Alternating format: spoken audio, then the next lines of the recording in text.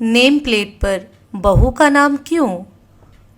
Mummy जी, मैं जा रही हूँ, ये आपकी और काकी जी की चाय। आंसू आ जाए तो खाना गर्म करके दे देना।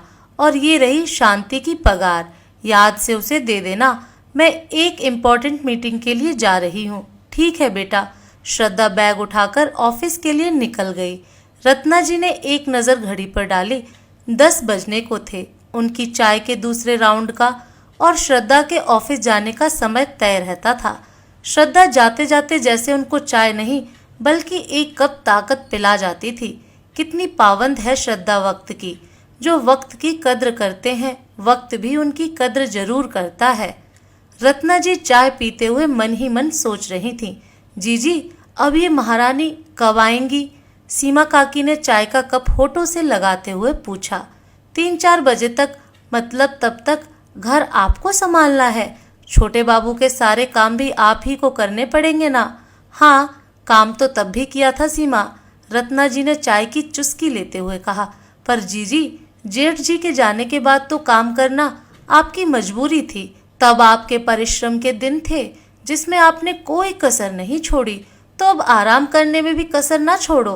अब आपके आराम के दिन हैं, क्यों इन झमेलों में पड़ती हो? बोल दो ना, अब मैं नहीं कर सकती। अभी नहीं कहा तो फिर यही चलता रहेगा हमेशा। रत्ना जी अपनी देवरानी की बात सुनकर मुस्कुरा दी। वो जानती थी उनकी खामोशी ही सीमा काकी को चुप कर सकती थी। रत्ना जी की चिरपरिचित खामोश मुस्कुराहट के आगे सीमा हार गई।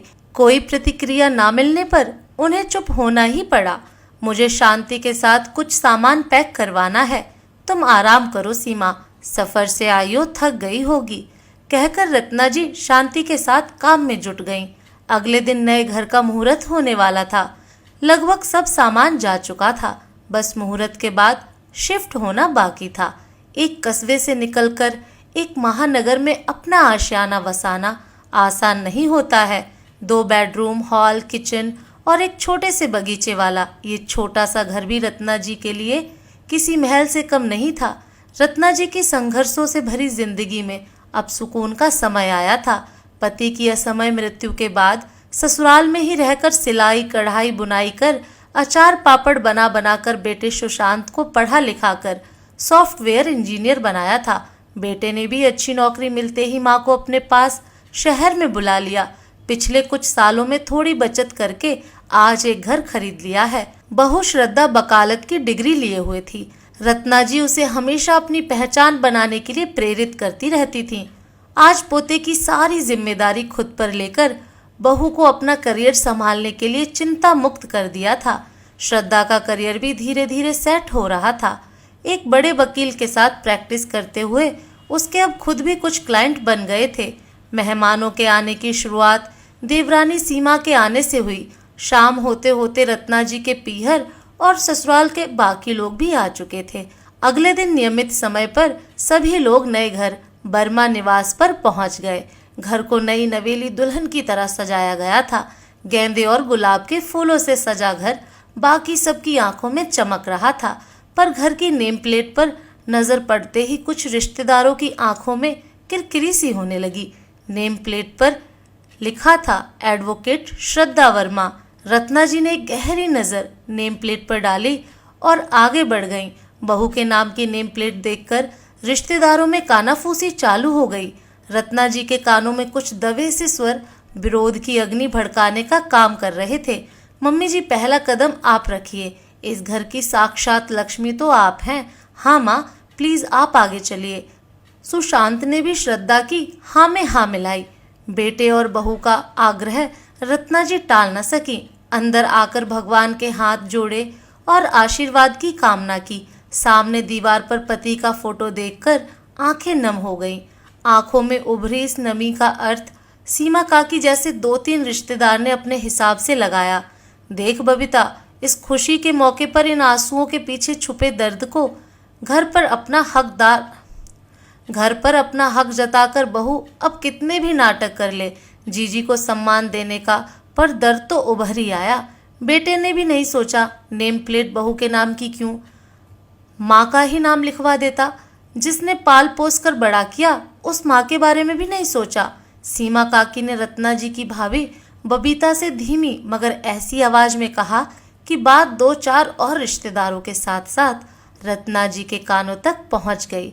अपने आंसुओं को रुमाल से पोंछते हुए रत्ना जी ने सभी रिश्तेदारों को संबोधित करते हुए कहा, आज मैं आप सबसे कुछ कहना चाहती हूँ।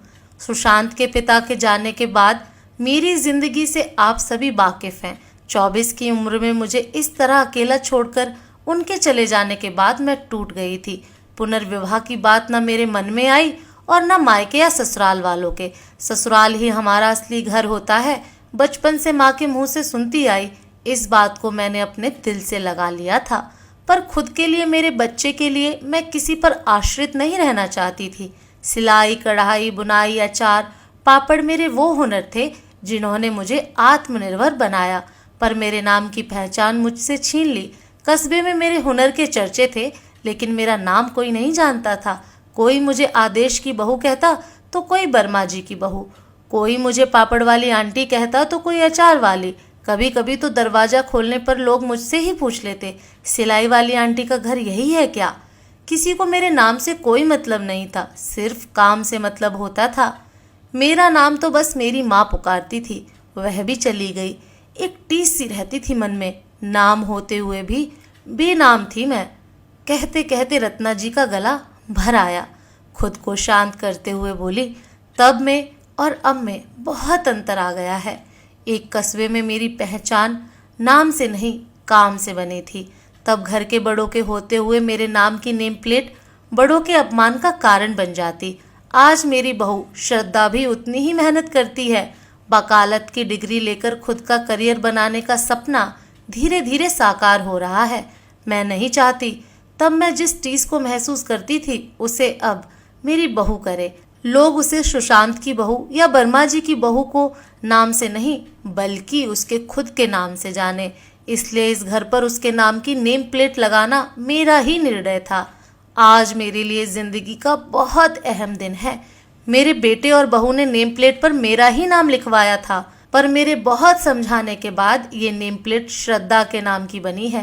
कहते कहते रत्ना जी का गला भर आया। जिन लोगों के मन में अनेक प्रश्न आ रहे थे उनकी भी बोलती बंद हो गई। वह अपने ही सवालों से शर्मिंदा महसूस कर रहे थे।